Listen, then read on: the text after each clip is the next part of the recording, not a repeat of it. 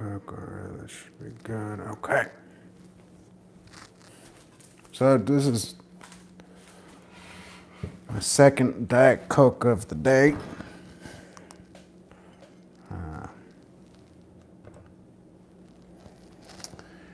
And we're going to be talking about what I think aliens look like.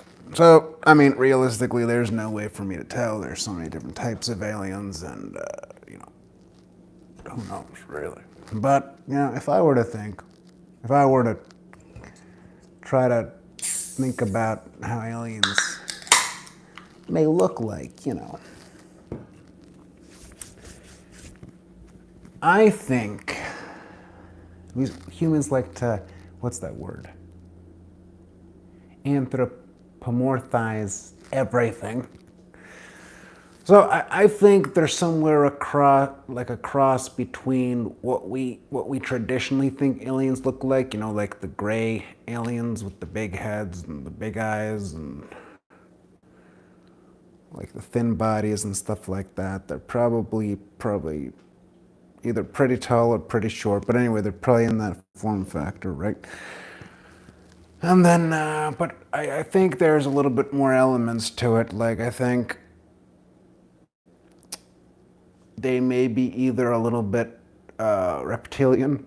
Yeah, they may be a little bit reptilian. Like, let's go through all the species of aliens. Let's do that first. There's probably the traditional alien, the traditional gray alien, right? Then there's some sort of a reptilian alien, probably. Then there's some sort of like an insect alien, right? And then there's probably some sort of like an ocean alien, right? So those are probably like the different types of aliens, right?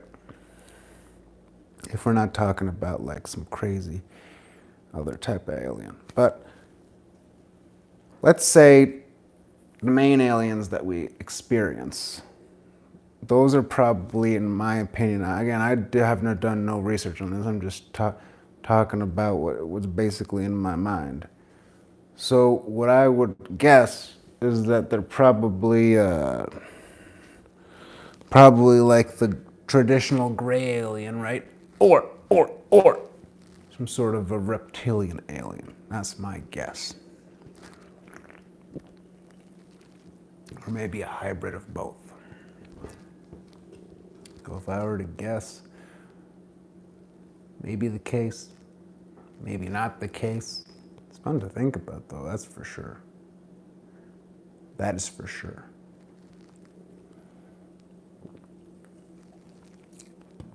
And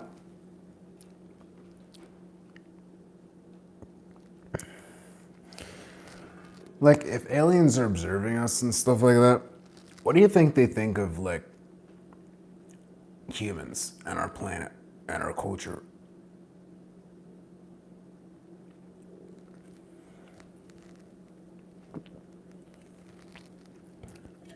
Do you think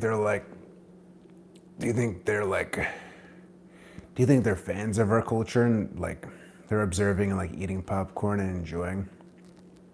Or do you think they're disappointed in us? Or do you think they feel sorry for us?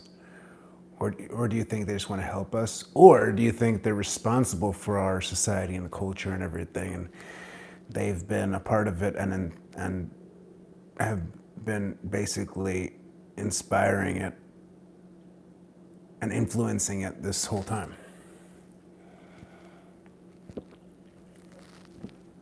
What do you think? What do you think?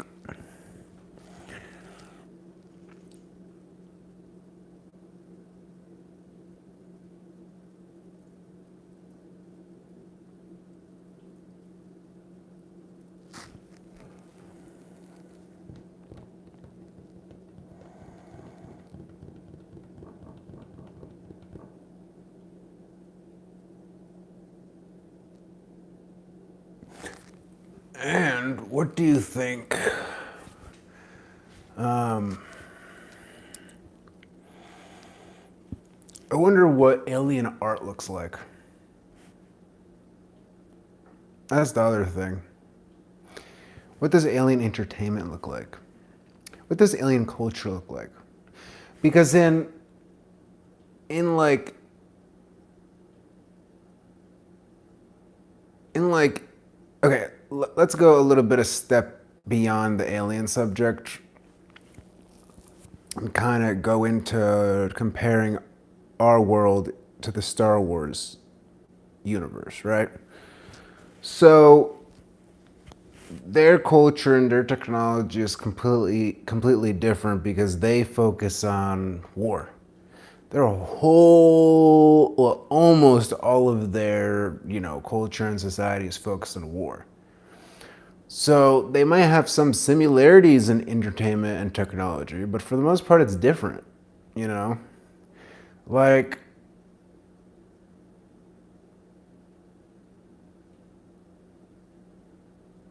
their ways of communicating, there are some similarities and some differences. Their ways of entertainment, similarities, differences, right? Um,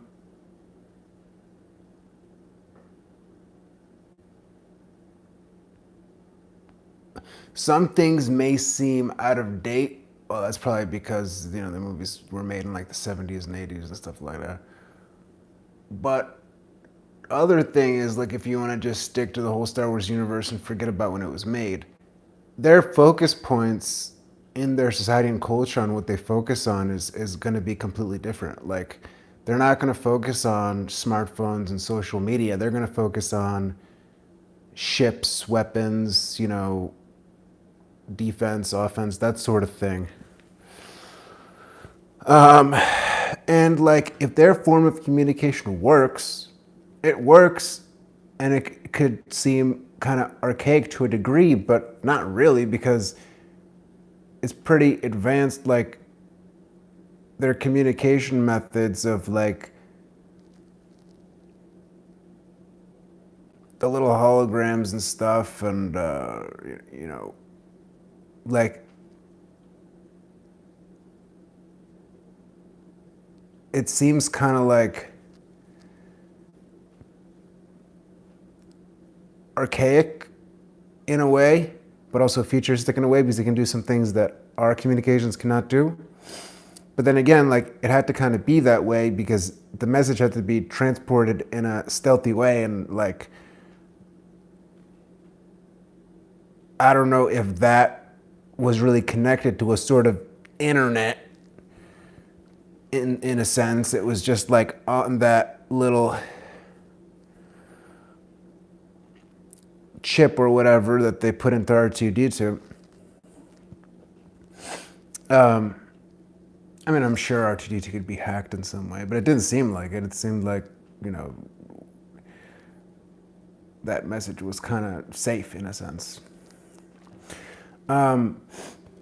Another interesting type of thing is, you don't see people like really. I mean, you have people communicating through the Force and stuff, but that's really more of like a superpower type of thing. Not in a traditional sense, but in like a Force, ability, religion sort of thing. But the other thing is like,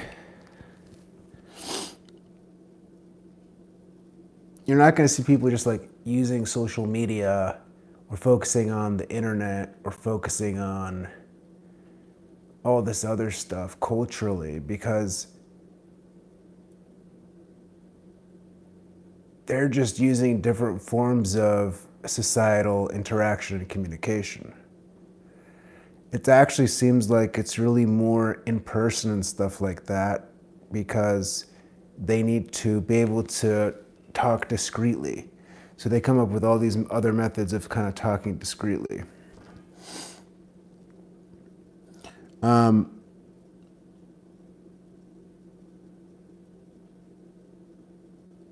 And like,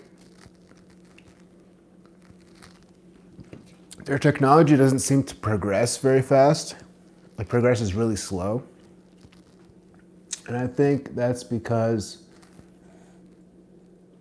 since they're in a constant war all the time almost, their technology can only progress a little bit since it gets destroyed and it has to be rebuilt, destroyed, rebuilt, destroyed, rebuilt, destroyed, rebuilt. So there's some progression, but it's not very quick. And again, there's not going to be progression like you see in our society where we have very archaic technology and then very like advanced technology. No, their progression is really slow and their focus points are different. Focus points are different culturally, focus points are different technologically. And like they kind of show these transitions between, you know, episode 1, 2, 3, and then 4, 5, 6. You see a new shiny world, and then you see like an older used world. So you can kind of see that progression there.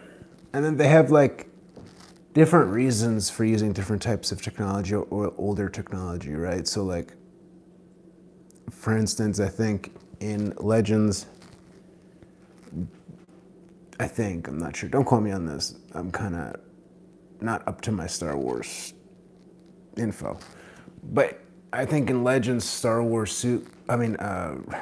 Vader's suit was supposed to be like painful and stuff, and that was to increase his force abilities and to have him focus on pain and all of that to strengthen his connection with the dark side.